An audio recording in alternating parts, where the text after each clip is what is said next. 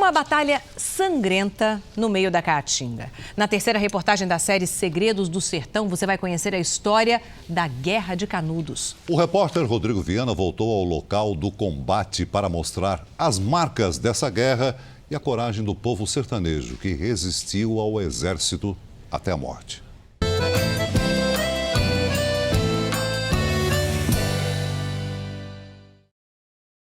A imagem lembra um campo de refugiados na África, mas o olhar assustado é de brasileiros. A foto mostra os poucos sertanejos que sobreviveram ao massacre de Canudos há mais de 100 anos. O arraial, comandado por Antônio Conselheiro, foi destruído pelas tropas federais. As lentes de Flávio de Barros, um fotógrafo que chegou à região com o exército, captaram cenas históricas. No livro Os Sertões, Euclides da Cunha deixou um relato detalhado sobre a guerra.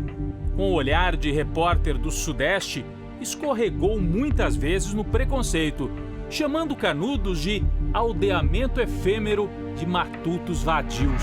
Guerra de Canudos. A história se transformou em filme. Conselheiro virou um mito. Com discurso religioso, ele criticava a República recém-proclamada. Em Canudos quase não havia propriedade privada. O regime era coletivista, o que assustou os poderosos da época. Mas a surpresa maior foi perceber que os sertanejos eram capazes de resistir. As duas primeiras expedições militares nem conseguiram se aproximar de Canudos. Foram derrotadas pela guerrilha dos sertanejos. A República, então, mandou um coronel experiente para comandar a terceira expedição, o paulista Moreira César. Conhecido como Corta-Cabeças, o coronel chegou ao sertão da Bahia falando grosso. Disse: "Vamos conquistar o arraial de Conselheiro sem dar um tiro, só na base da baioneta." Não deu certo. Ele acabou humilhado e morto. No Rio, o governo entrou em pânico com mais uma derrota e deslocou mais de 5.000 soldados para a quarta expedição. Fomos conhecer o local dos combates. Hoje ali fica o Parque Estadual de Canudos. Bem cuidado, tem fotos e informações preciosas para os visitantes.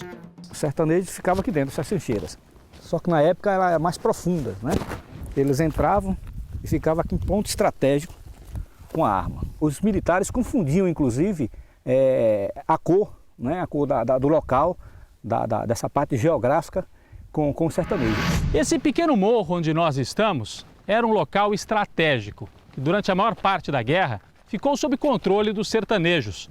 Foi só na quarta expedição que o Exército Brasileiro conseguiu retomar a área que ficou conhecida como Alto da Favela. Isso depois de combates sangrentos. E os vestígios ainda estão pelo chão. Olha aqui. 115 anos depois da guerra, bala de fuzil. Aqui, uma outra. Depois da criação do Parque Estadual de Canudos, a gente não pode tirar o material do lugar. Deve ficar aqui para preservar a memória. Estudioso da guerra, Antenor Júnior mostra um local onde o exército instalou a matadeira, um canhão usado para bombardear Canudos. Aqui era um ponto estratégico. Aqui você ficava praticamente de frente para Canudos. Mesmo com a matadeira, o exército quase foi derrotado. O ministro da Guerra em pessoa, Marechal Bittencourt, se deslocou para o sertão e comandou as ações. Conselheiro acabou morrendo alguns dias antes do fim dos combates, mas os sertanejos não se renderam. Hoje, em Monte Santo, uma cidade próxima, repousam lado a lado na praça a matadeira usada contra o povo, o busto do ministro Bittencourt, que comandava o exército, e a figura gigantesca de Conselheiro. Ele perdeu a guerra, mas ganhou fama. Jorge nasceu em Canudos e passou a infância ouvindo histórias sobre a coragem dos sertanejos que resistiram até o fim. Trouxe o neto para conhecer a região. Seus filhos e netos, tá bom? E eu tive a felicidade de conhecer o Zé Tramelli, que foi um dos olheiros de Antônio Conselheiro. Um sobrevivente. Sobrevivente, ele me contava muita história. Foi ele que me fascinou, me deixou mais com vontade de conhecer a história. Ele me contou muitas histórias, tem muita coisa que eu vou passar para esse garotinho aqui, que é meu neto. O neto pode aprender que o Alto da Favela não foi apenas um local estratégico nos combates. As tropas federais ficaram acampadas ali em meio à favela, uma planta típica do sertão. Quando os soldados voltaram ao Rio de Janeiro, passaram a chamar de favela todo o morro onde se juntava a população mais simples. Ou seja, em Canudos nasceu o termo, usado hoje no Brasil inteiro. Mas e a Vila de Conselheiro? 10 anos depois do exército destruir tudo, o povo ergueu a segunda Canudos. E essa também sumiu, submersa no açude de Cocorobó.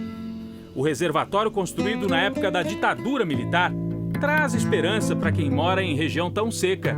Rapaz, aqui nós conseguimos pescar o tucunaré, a traíra, o tilapinho. E se não tivesse o açude aqui? Rapaz, aí ia ficar difícil pra gente, porque aqui, para trabalho aqui, a gente não acha trabalho. O açude também garante irrigação para plantações de banana no sertão, mas a água beneficia pouca gente. Por isso, estudiosos dizem que um dos objetivos da barragem, na verdade, foi apagar a memória de Canudos. Costuma-se dizer que a vila foi destruída 2 vezes, uma pelo fogo do exército e a outra pela água que cobriu tudo. Aqui se cometeu um crime contra a nacionalidade brasileira, contra a memória, contra a história e contra a cultura popular. Bem perto do açude foi construída a terceira Canudos, nos anos 70.